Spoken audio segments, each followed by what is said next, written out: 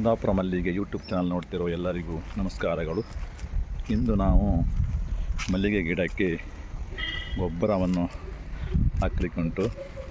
ಅದಕ್ಕೆ ಗೊಬ್ಬರ ಎಲ್ಲ ತಗೊಂಡು ರೆಡಿ ಮಾಡಿ ಇಟ್ಟು ಈಗ ಹಾಕಲಿಕ್ಕೆ ಶುರು ಮಾಡ್ತೇವೆ. ಈ ಚಾನಲ್ ನೋಡ್ತಿರೋ ಎಲ್ಲರೂ ನನ್ನ ಯೂಟ್ಯೂಬ್ ಚಾನಲನ್ನು ಸಬ್ಸ್ಕ್ರೈಬ್ ಮಾಡಿ, ಲೈಕ್ ಮಾಡಿ, ಶೇರ್ ಮಾಡಿ.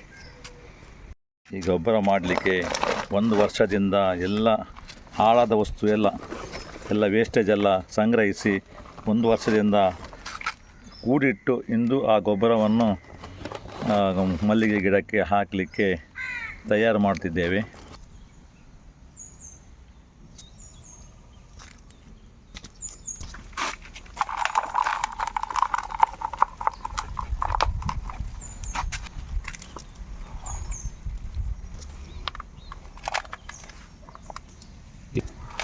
ಒಂದು ವರ್ಷದಿಂದ ತಯಾರು ಮಾಡಿದ ಈ ಗೊಬ್ಬರ ಈ ರೀತಿಯಾಗಿ ಈಗ ಎಲ್ಲ ಗಿಡಕ್ಕೆ ಹಾಕ್ತೀನಿ.